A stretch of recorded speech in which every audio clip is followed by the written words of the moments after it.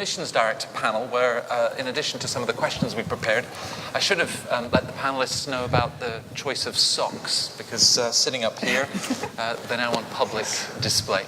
But we've got a great panel for the next session. Very pleased to welcome Pete Johnson, who is, what is your title now at Huss? It's I'm Assistant Dean for the full-time MBA program. For the full-time MBA program. Kirsten Moss, who is the Director of Admissions at Stanford GSB.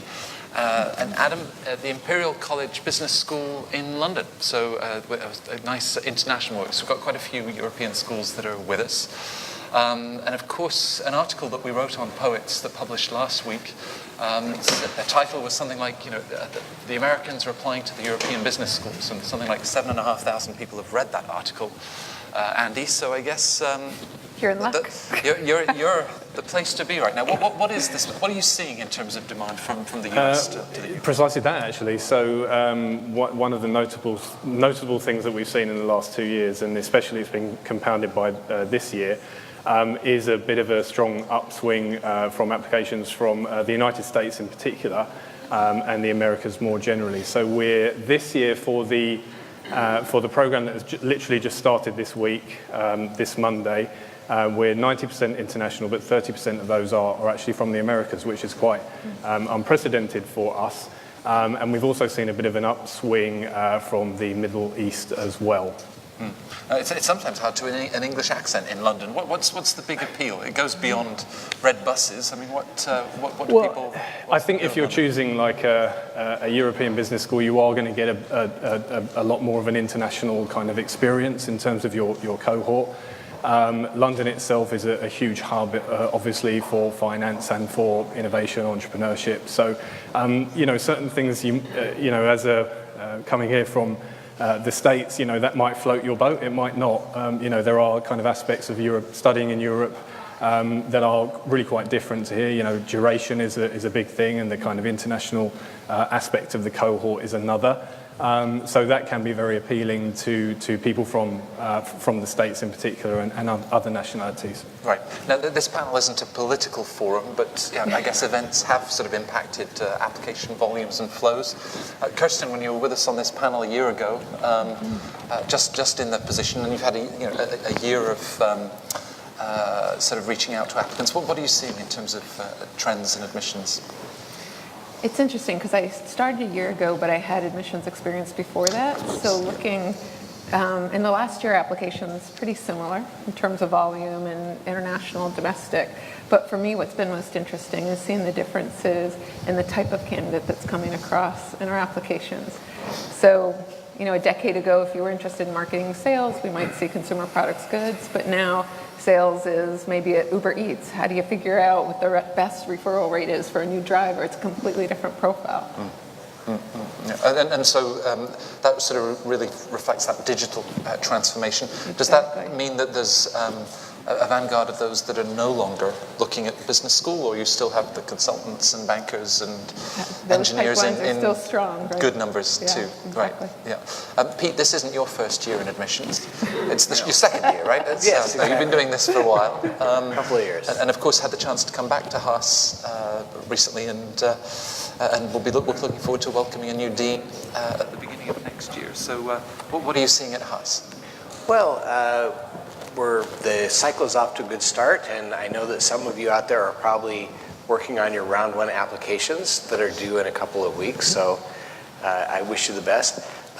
We're seeing really interesting patterns. So I think I was waiting to see if we were going to experience some kind of an impact from our international market based on what's happening, and we really didn't. I mean, we saw a little bit of variation in specific countries that rose or fell, but overall, we really didn't see much of a change. One of the things we did experience this year is, I think, in some of our outreach, especially with people who are applying for Fall 19, we've had a lot of questions from candidates about what we think may or may not happen with immigration policy in the US, particularly around work visas and so on.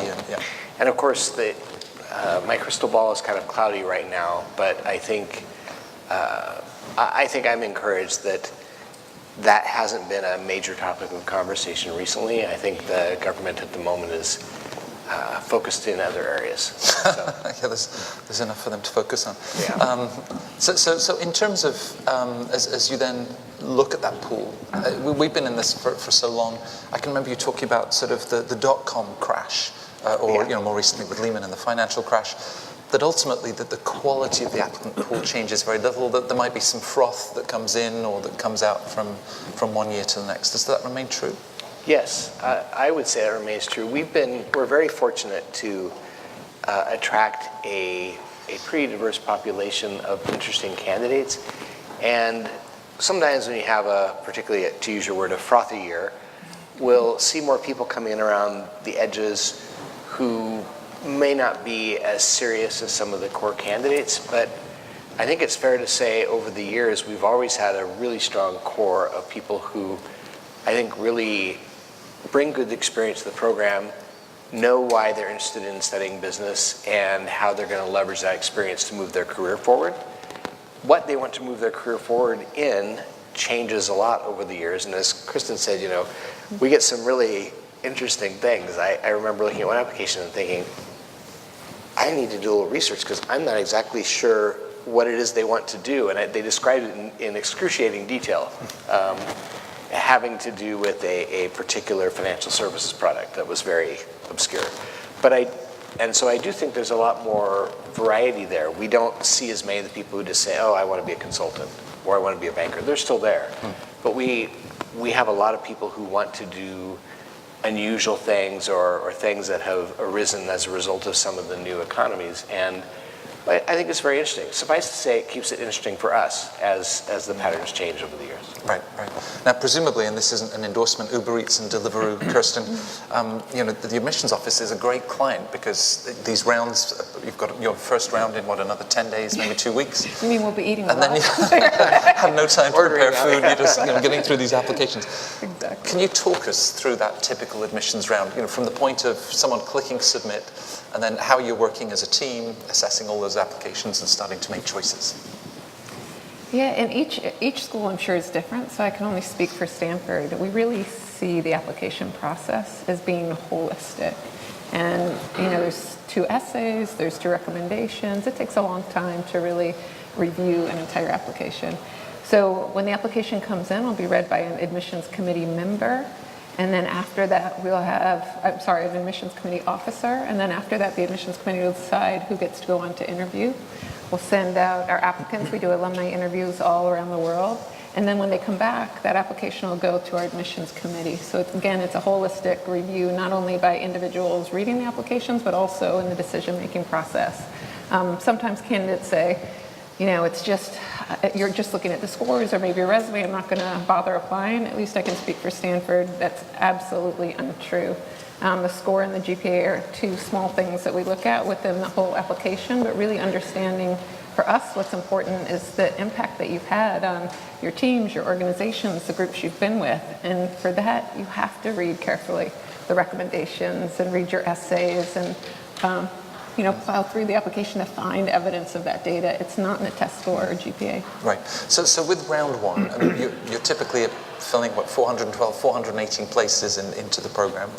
Are you then looking at applicants in terms of sort of professional buckets? Because to keep that monitoring of the diversity that we're sort of bringing together, how do you ensure that sort of mix? We get the question all the time, well, all private equity, all consultants, all technologists, we're all alike. And for, at least again, speaking for Stanford, for us, that industry bucket is far secondary.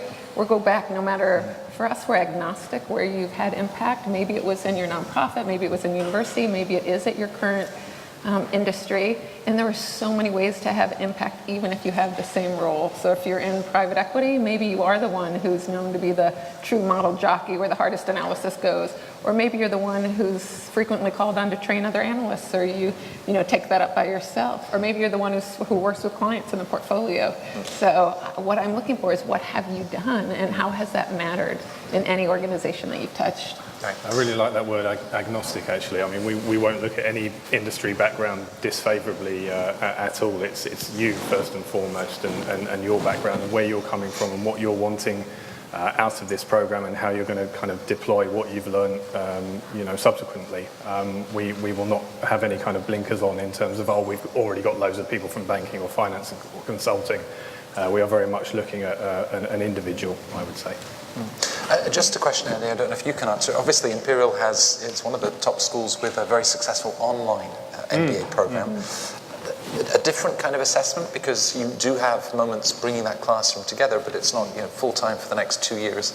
Any different sort of assessments you're then making for applicants? Absolutely not, no. It's pretty much an identical application process that we follow across our MBA suite. We're looking for many of the same kind of qualities, leadership potential, collaborate well with others. Very, very similar things in terms of experience and industry, so no difference really there. Right. Pete, you've read a number of resumes in your time. Is there a favourite part of the resume, or kind of like, I pick up some great sort of insights onto a person based on? Well, I think the resume is one of the opportunities that candidates really have to share information with us as they want to present it. And I think the resume is a place, actually, you're probably going to ask me this question later, but I'll throw it out now.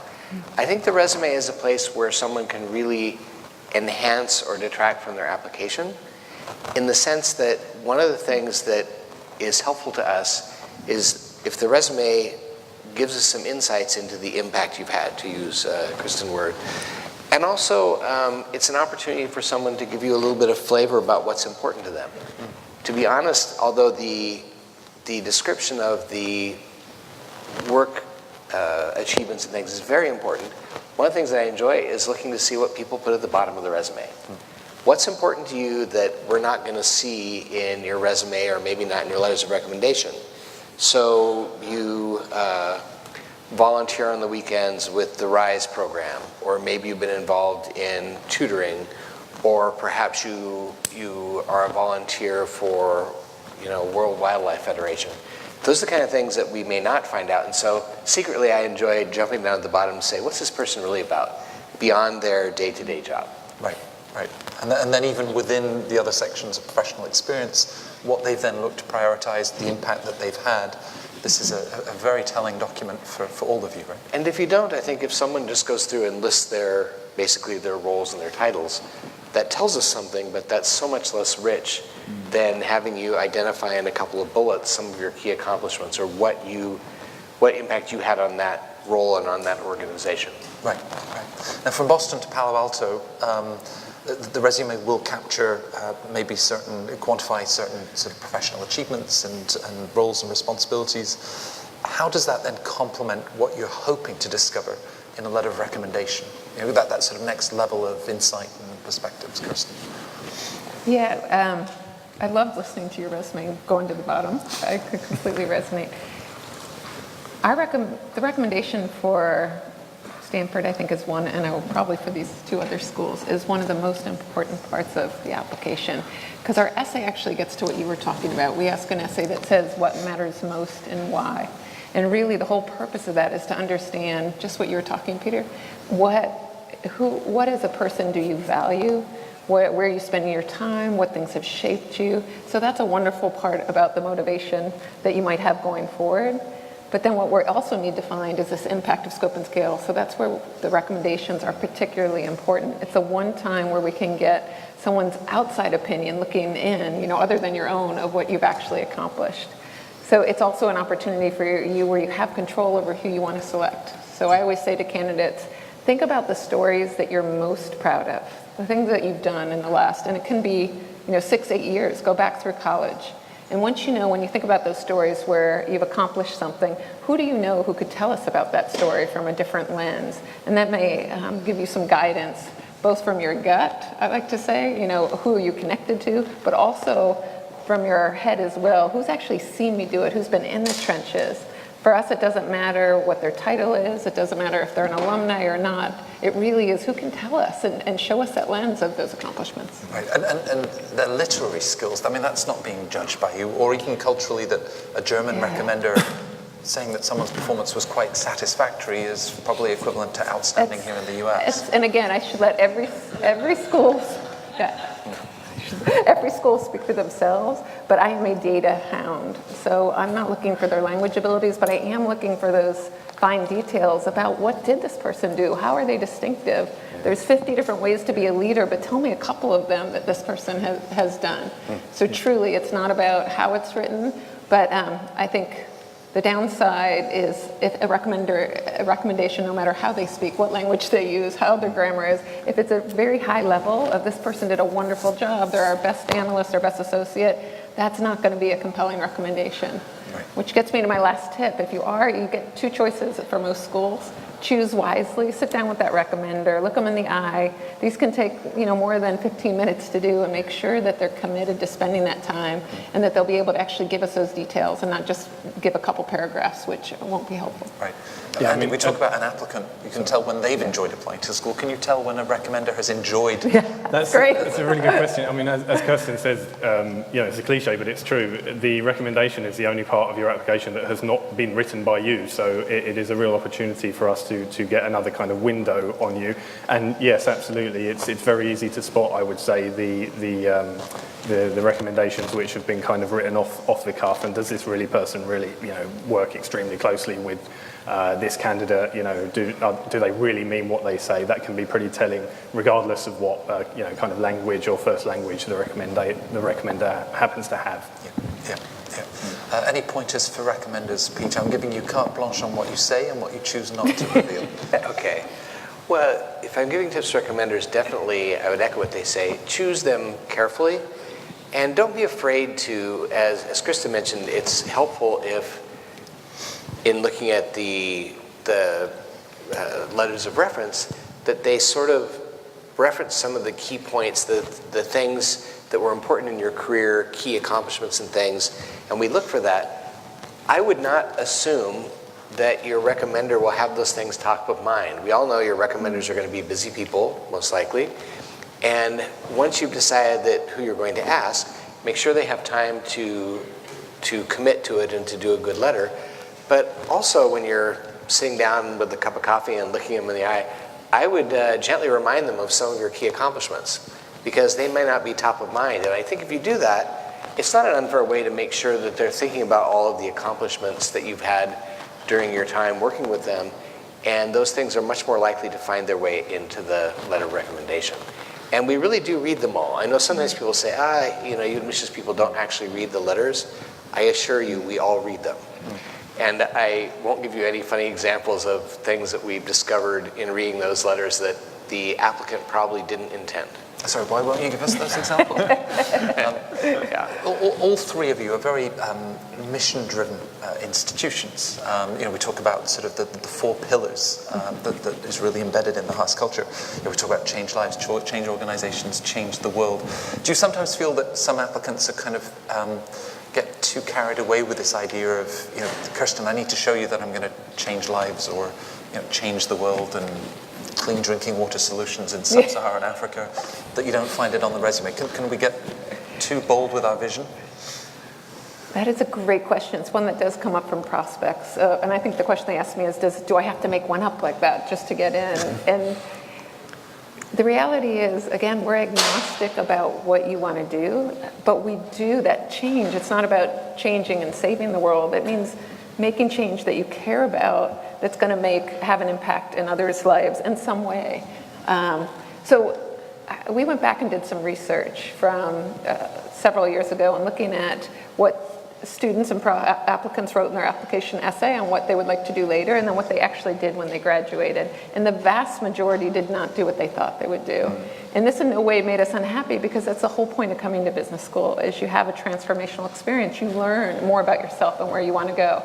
That being said, I still really want to hear what you think right now as an applicant, before you hit that button, what you do think you might want to accomplish, or what problem you might want to solve. In our first essay, when we ask you what matters most, we're hoping you're actually going to find some crumbs that you can cling on to as you think, okay, if this matters to me, what do I want to do going forward? We're not going to hold you to it, but we'd like to see what reflection is of who you are and what problems you want to solve out there in the world. Why has the school kept that question for 14 years? I mean, what's the intrinsic value there? Of which one? The first one? Of what matters most and why? And I've spent, I think you know this, spent the last couple of decades researching leadership. So when I came last year, people said, would you change that question? And I said, never. It's one of the best. I mean, I'm just so happy it was Stanford's and I get to come and use it. And the reason for it is if you look at a lot of the leadership research, and that's what I have focused on, whether it's Good to Great by Collins or True North by George, they've done lots of research studies and looked at leaders in all different industries, all different stages of their lives, and tried to find the thread that ties them together. And one thread that you find, which I've also seen in my own research, is those people who know what's important to them and what they value oftentimes can inspire others because they're clear about that, but also are making decisions daily to get up and work on that and work on the things they value. So for us, regardless of whether you want to apply to Stanford or not, we would love for you to answer that question, especially most candidates are early in their working careers. If you can figure out what you care about now, it'll only help your trajectory going forward to do what you really want to do. Right. So that's why. That sounds like a soapbox, but that's why I love it so much, and we'll never change it. Pete, I think you once said that in your annual review, your boss would ask you how you've challenged the status quo. Absolutely. So again, you're deeply ingrained in the culture of the school. So again, how do you sort of navigate that? And as you're assessing very talented, fast-track, academically gifted individuals, and how that might match the sort of the underlying DNA at a school like ours?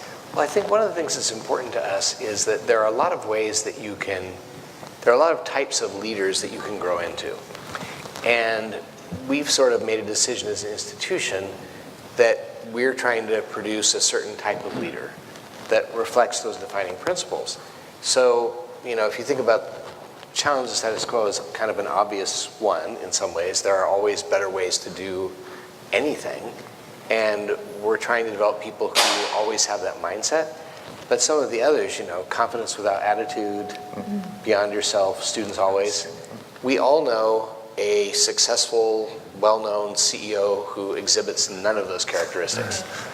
And that's not to say that there's anything wrong with that, it's just that we're not trying to produce leaders of that kind. So you're working on the next presidential campaign, no doubt. Now, all three schools, all three business schools are part of wider institutions that are, among the outstanding science, technology, engineering schools of the world.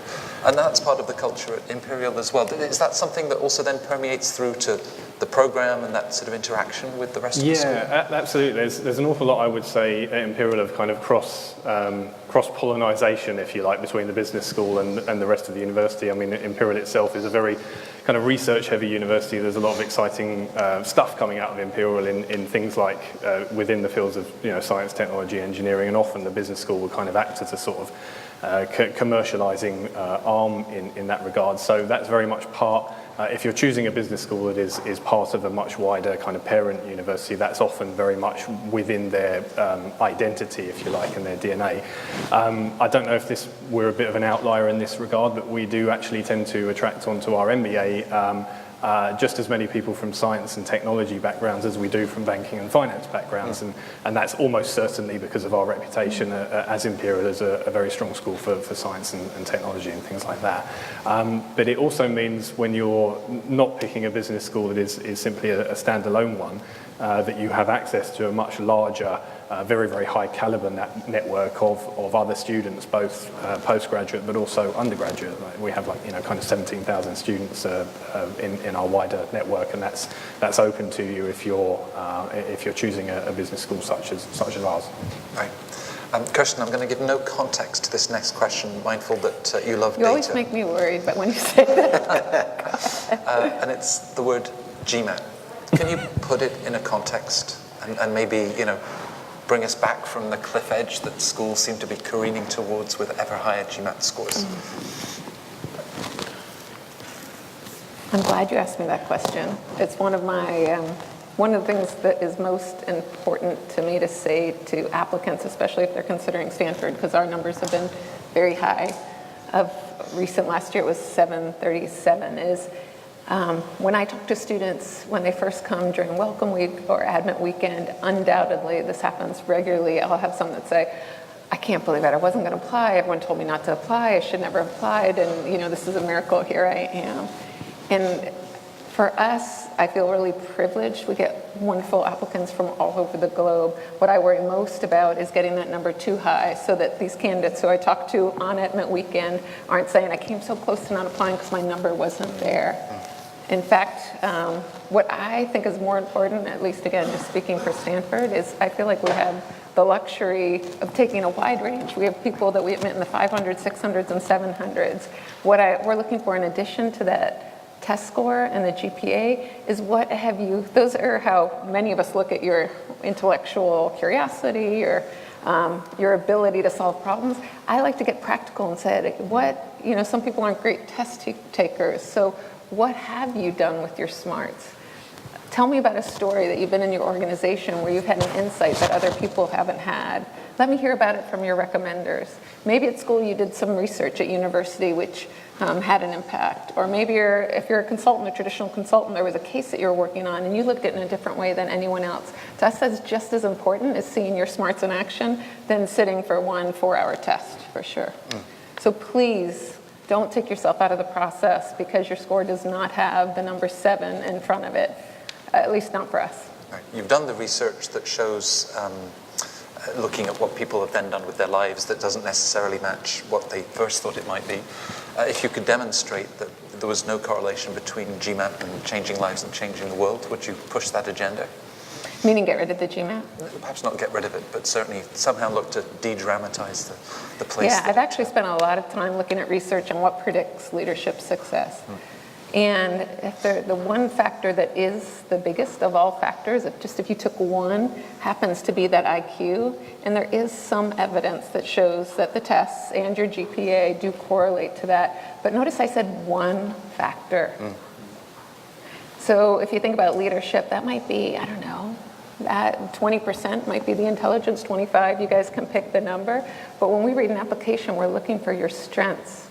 Not everybody's going to spike in the same place. Somebody else is going to spike because, and I bet someone like you, because you can engage people from the moment someone meets you, and that is a huge strength of yours.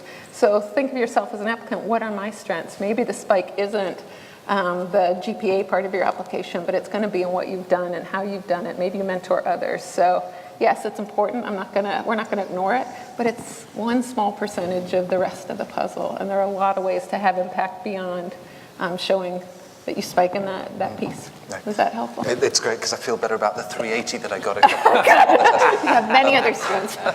There's also the reality, you both, as two top schools, have relatively small programs. I mean, 285 at Haas, I mean, that number will creep up with the new space. We're creeping up to 300. 300, and we're glad that you've got the extra room.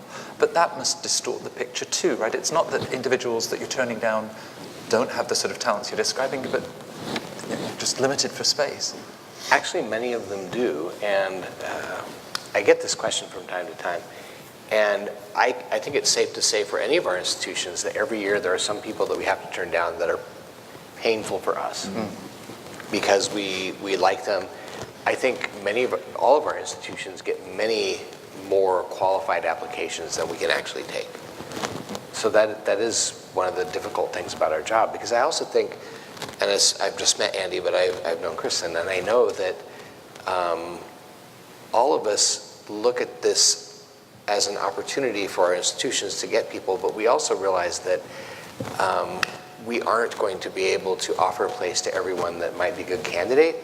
The only thing that makes me feel better about that is I know there are a number of very good schools, and you think something that might not have hit in our pool might make someone stand out in another one.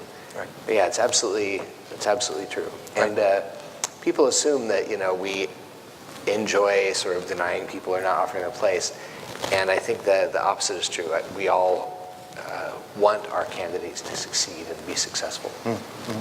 I seem to remember in New York last year, it was Soo Jin that said, look at our job title. It's about admitting people, when it's not to reject people. So, sort of champions of what they're looking to do. Now, for people in this room, they're, with Bay Area traffic about 4 hours from campus. No, maybe that's particularly bad. London a little further away. And it's great that you're here on the West Coast to meet with people.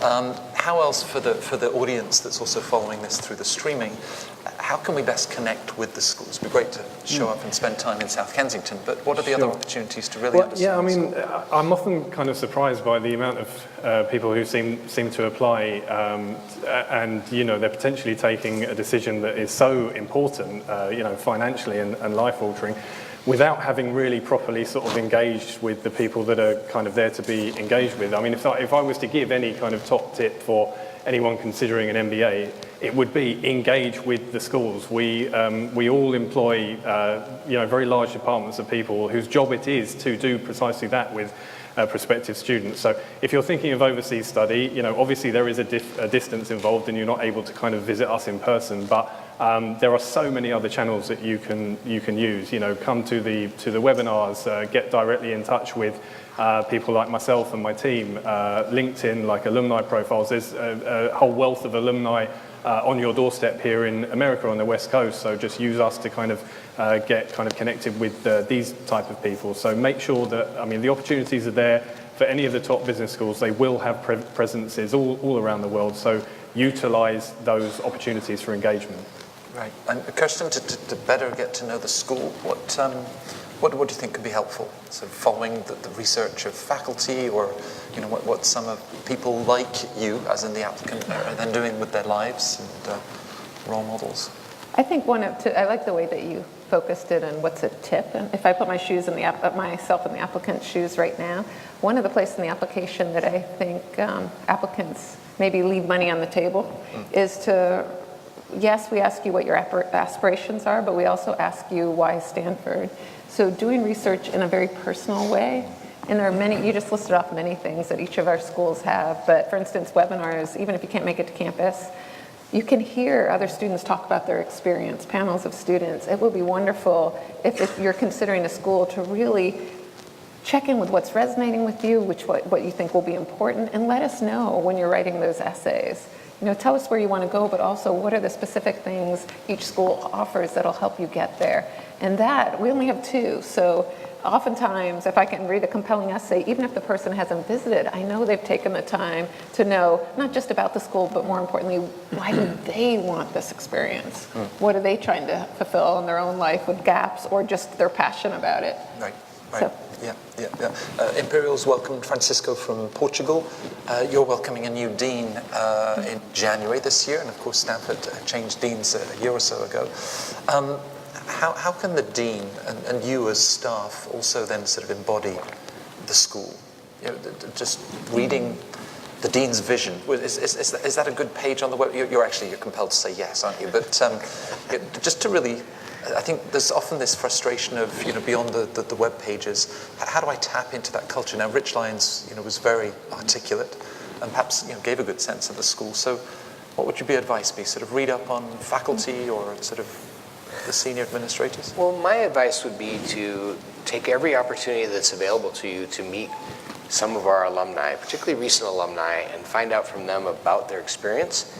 I do think, and I won't get myself in trouble because the new boss isn't there yet, but I think it is helpful to look at some of the things that the deans say about their direction, because if you consider our case, I think our most recent dean, Rich Lyons, his vision actually shaped a lot of the directions that we're moving at the school.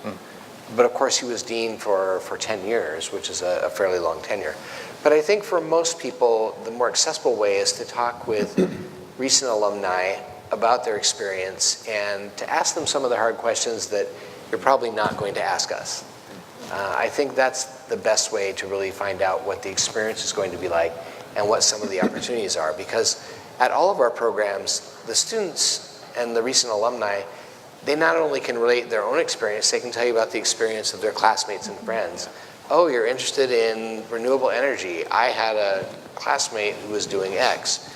Or, wow, you're thinking about how hard is it to transition, to a job in Europe from Berkeley. Let me connect you with one of my friends from my class who did that and find out what they felt the pros and cons of that approach were. So that would be my... I totally echo what Peter says about alumni and current students, because, I guess I can tell you till I'm blue in the face about how wonderful Imperial is and about our values, but I'm going to say that, aren't I? The best advocate for a program is someone who is studying on it or who has studied it. So again, kind of use your connections with people in the admissions office to get in touch with people who are actually living through the experience and have lived through the experience. But I wouldn't discourage you from reading up on the groundbreaking research that our faculty are doing. I had to say that for the camera, right? The schools on this stage welcome about, 780, 790 students every year. The world is just filled with extraordinary and talented individuals. And I think you give the sense of being champions of that talent, finding your stories. You've just provided the segue for moving to the Dean's panel so that we can hear from the next series. But also later on, from 7 o'clock onwards, of course, the chance to talk to Pete and Andy and really find out more about these schools. Perhaps not just one school, but these many extraordinary business schools that could open up very exciting adventures in your life. So to my panelists, Andy, Kirsten, Pete, thank you very much, and enjoy the rest of CentreCourt. Thank you. Thank you.